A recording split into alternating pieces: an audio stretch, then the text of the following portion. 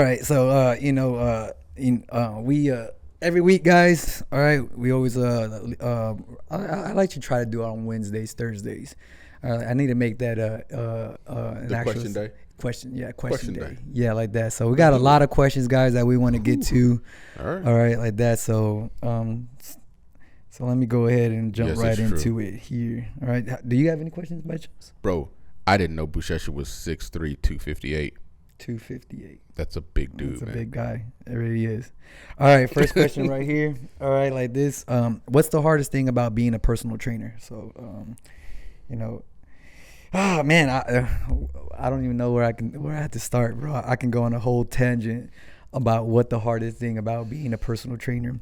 And when I saw this, I really had to think about it. What's the primary thing for me? Right. All right. Before I answer, have you ever had a personal trainer before?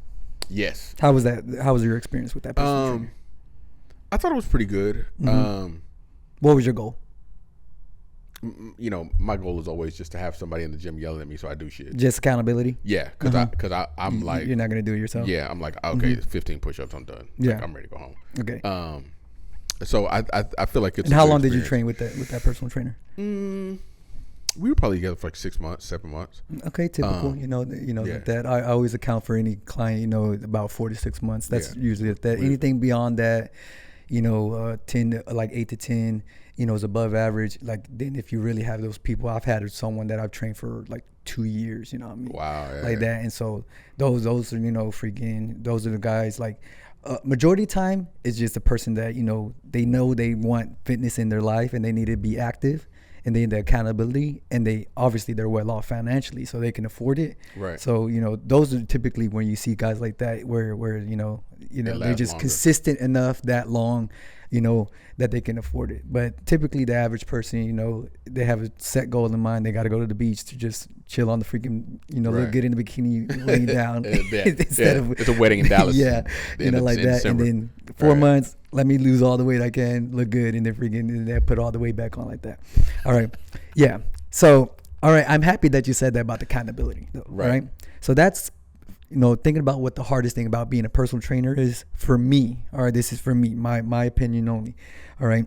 Is that I find myself where I want it more for the person that comes to me for help. All right. I think that's where it really gets me, where it's the hardest thing. All right. Because, all right, when, let's just say someone that comes into my office and they want to lose weight. Off the bat, what I really hate is that how they tell me they want to lose weight and they want to they have all these goals and stuff. And in my mind, I already know what they really want. They don't want to lose weight. They want to lose fat. Okay. Right. And then when I start to dig in and start to peel back the onion, to find out like that, and then we're actually starting to apply that, they're all gung ho for about a week, and then they start to really see how hard it really is. All right. Yeah. Because, hey, I'm sorry, but there's just no magic pill out there that's going to freaking get you the body that you want. You know what I mean? And so it's just very hard when when they start to see how really steep this hill is to get to the goal that they want and really keep the body that they want, when they start to see like, fuck, what a lifestyle change really is. Right. You know what I mean? Right. Like that. Then, now they start to be inconsistent. They start to miss days. I'm trying to hold them accountable. Then they get mad at me because, now I feel a little bit more pushy, freaking get your ass in the gym like that. And then shit just goes sideways and then they don't even come back. You know what I mean? And then at the end of the day, it's just like, well, is this my goal? Or is it your goal? Why do I feel like I want this goal more than you? So I feel like, if I had to really, like, I can go with it a million different ways of what's really hard about being a personal trainer. Right. But I think that's what it overall really, really is, because, I'll be the first one to tell you is that it's like, being a personal trainer can be very lucrative, but I didn't never really got into it because I the amount of money that is involved with it or anything like that, is because I genuinely want to help people out. Right. And then, when you really have someone, I'll give you an example right now. I have a young lady coming in right now. All right. 2 kids.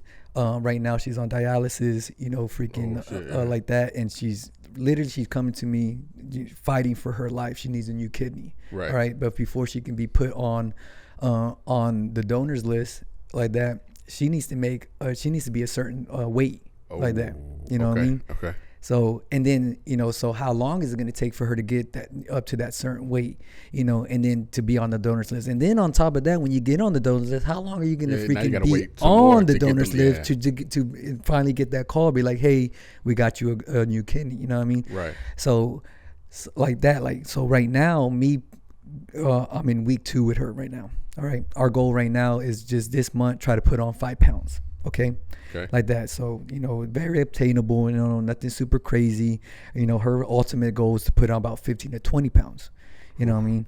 Like that. So, so I'm going through it, and every day I'm asking her, like that. I'm texting her, and, and then we do two personal sessions a week like that. And the thing is like, I'm like, look, I'm like, I need you to do these things. Right. You know what I mean? Need you to eat. Yeah, I need you to eat, like that, because you're already on dialysis, and you're already weak from all those treatments that you're doing like that.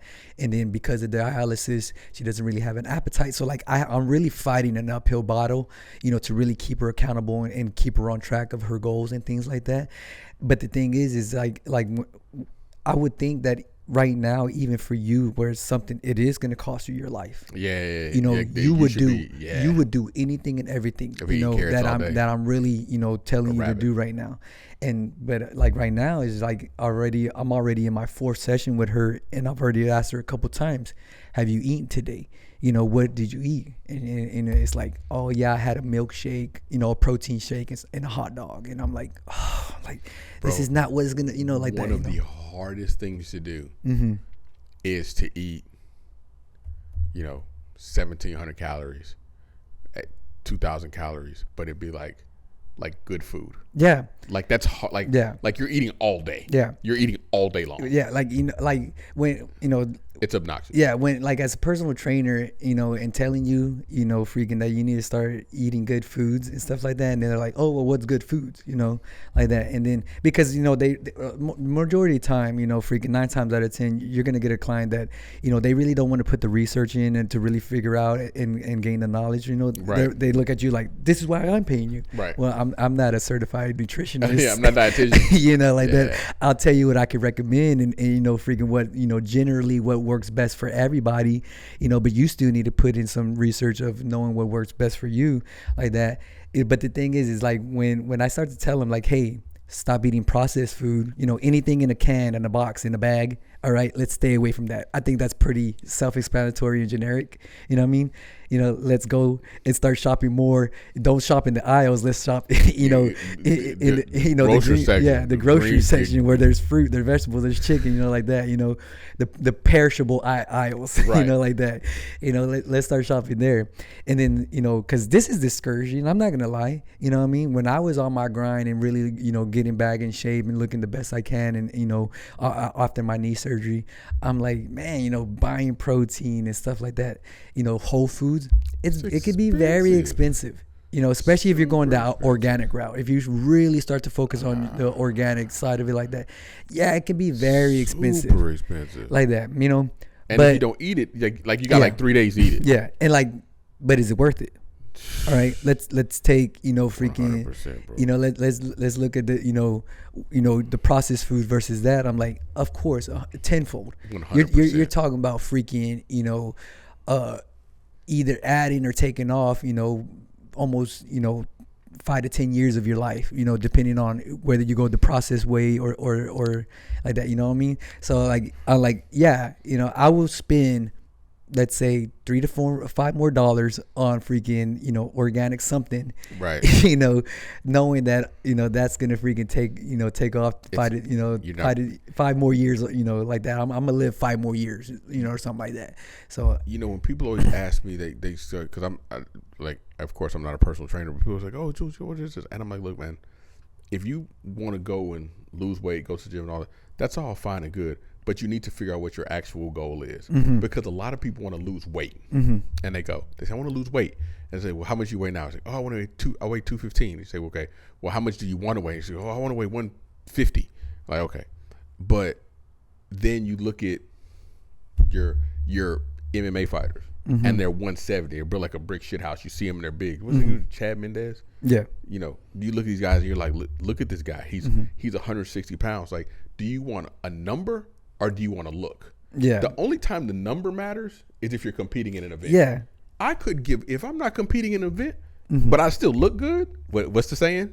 What? Booty butt naked. Booty butt naked. If you still look good, you trying to look good naked. You know what I'm saying? Then that's what you're. Then if that's your goal, then make that your goal. Yeah. Don't have the number be your goal. Yeah. Because the number can be deceiving. No, it is, and so that's what I say. You know, when I have someone, you know, times out of 10, when someone comes in, they're like, "I want to lose weight." I'm not hearing them, I want to lose weight. What I'm hearing off the bat is, I want to lose body fat. That's what they want to lose. Right. All right. And so, okay, typically it's going to be a female, you know what I mean? And like that, that's how it really works out. You know, it's very rare that, I think I've been personal training people since 2015. All right. And I've only trained about 3 males. All right. Really? And 2 of them were gay. So there you go. All right. Like that. Yeah. All right. So 4 males. All right. 4 males and 2 of them were gay. All right. So there you go. All right. Like that. So I but the thing is, like, why did you do the University of Texas thing when you said gay? Well, is that a thing against the Longhorns? Huh? Okay. Whatever. I thought that was the Dallas Cowboys. Shots fired. You know, my boy B, he knows who I'm talking about. But yeah, you know, like, but the thing is like, yeah, exactly what you're talking about. You know what I mean? All right. You know, let's say that you can't afford personal trainer or anything like that, and you're trying to do it on your own. Right. All right. The biggest misconception, the hardest thing to really get over is the weight scale. You know what I mean? Stop looking at the scale. Throw that bitch out. You know what I mean? It's a waste like of that. time, bro. I have a scale in my gym, but I keep it in my office away from everybody because I hate people always weighing themselves. You know what I mean? Like exactly what you're talking about. If you're not doing a sport and you have to specifically be, you know, a certain weight, 125, 135, whatever it is for that competition, there's no reason for you to be weighing yourself. All right, like that. Muscle is a lot more dense than fat. All right, like that. So, you know, freaking, and then, you know, like, so when you're weighing yourself, you probably lost freaking, 5 pounds of fat, and then gain 6 pounds of muscle. Right. Now, I'm fucking freaking out. I gained a fucking pound. Now I gained a pound. You know, like that, Yeah, but you're a ton smaller. You're let's just take about the average person throughout the day that, their weight, your weight. I'm talking about the morning that you wake up. All right. You're eating 2 to 3 meals a day, drinking and eating and stuff like that. And the time that you get home, all right, you're going to be weighing anywhere between a 3 to 5 pound difference. At any given time in the day. Yeah, any given time of the day. People don't take accountable of that and stuff like that. Right. They're just thinking, I woke up at 160 and now I'm 165 at night. I'm like, yeah, you had 3 meals and fucking shit like that. You probably didn't even work out. Right. The whole day. Yeah, the whole day. I'm like, well, of course. You don't. Where do you think that food is going? You think you just shitted it all out? No, fuck no. I mean, it's just crazy to think those things. Like, and it depends on what you eat too. I think the main thing, all right, but then again, all right, because they see, all right, they don't see that number fucking plummeting down to where they want to be at, like that. Then they freak out because it's going up a little bit, like that. Right. I'm like, if you want instant gratification when you're starting out and you're working and you have goals, I'm gonna tell you where your instant gratification is gonna come from. It's the amount of weight that you put on the bar. Okay, yeah. It's the amount of weight that you're picking up off the rack. That's where your instant gratification is. Okay, today, I'm doing bench press and dumbbell press, and I started with 10s. You know what I mean? Next week, my goal is, or next week I picked up the 15s. That's your instant gratification. That's how you know that you're getting stronger. And because you're getting stronger, what does that mean? You're building muscle. If you're building muscle, what does that mean? You're starting to burn more calories. If you're burning more calories, what does that mean? You're starting to lose body fat. You know what I mean? So it's just a long laundry list of shit that starts to accumulate, like that people don't really account for, because you know what, the weight scale hasn't gone down. Because the weight scale hasn't gone down. It was funny you said. I know we got more questions, but I was going to ask you that when you mentioned that. When you start talking about the instant gratification on the weights, like if you're a consistent worker outer, and I'm talking about lay person, like a regular person that goes to the gym twice a week, 3 times a week. Yes. Twice a week, 3 times a week. What is a good progression for weight? Like, should you say, you know, you work out with this weight and then go up every 2 weeks? Should you try a little bit more every week? Should you? It just depends on what your goal is. All right, that's the first thing I'm gonna ask. You know, are you trying to go to the gym to be as strong as you can? Are you trying to go to the gym because you want to be performing for an event, or like, you know, it really is like that. All right. Right. So let's just leave it generic, okay? Right. Like that, you know, because there's 3 different types of freaking lifting styles, like lifting ranges. You know, you have your strongman, you know, like that, where, you know, you're typically going to be between the 4 to 8, you know, rep range, like that. So that, you know, if I see you doing those 4 to 8 rep range like that, that's going to typically tell me that, you know what, you're trying to get real strong in the gym. Right. All right. Then your hypertrophy, where is typically where it's going to be 10 to 12. Like that, or, you know, 10 to 15 range like that, you know, that's more for like performance. You know, it's a mixture of endurance and strength, you know, like that. And so, and then, you know, then you have your recovery range, you know, where you're talking about 20 to 30 rep range like that. You see what I mean? Right. That's for, you know, your rehabilitation like that. You know, you're coming off of an injury or some surgery like that, you know, and you need to get that muscle firing again and strong again, you know, like that. Okay. So any type of injury. So like that, those are the type of like that. So depending on where you're at, you're going to be there. All right. And then as you progressively overload, you know, like that, starting to get stronger like that, I'm like, you know, your body, you got to read your body like that. And it typically, what you know, the rule of thumb is that you want to leave 2 in the tank. All right. Like that. So let's say, you know, you're doing bench and you're trying to get strong. Okay. And like your goal is to get to 225. You're just trying to, you know, you're a newbie. You're trying to hit 2 plates on each side. You know, like that. Okay. Right. And then let's say, all right, right now your 1 rep max is, you know, 200. Okay. Like that. But you're working out, you know, about 60, 70, you know, your workout weight is probably like 70, you know, at 70%. You know, let's just put a number at, you know, freaking, you know, at you're working out with 175. Okay. All right. So you do that. All right. Let's say you're doing it for about 3 weeks, 3 to 4 weeks like that. And you find yourself where, you know what, I'm doing 175 10 times. I'm not even freaking breaking a sweat. It's easy. Okay. So let's go up about 5 to 10 pounds. Okay. Okay. Like that. You go up 5 pounds. All right. And then you're struggling on rep 6 or 8. I mean, like, but you're struggling on rep 6, 7, you know, but you're getting to 8. All right. Okay. Like that. But maybe all right, then you went up and you went up to 185, but then now you're struggling at rep, you know, 4 or 5, and you still got 4 or 5 more reps to go. You know what I mean? Like, that's too much weight. You know what I mean? Okay. Like that. So typically, you know, when you're progressively overloading, you know, the rule of thumb is to leave 2 in the tank. All right, like that.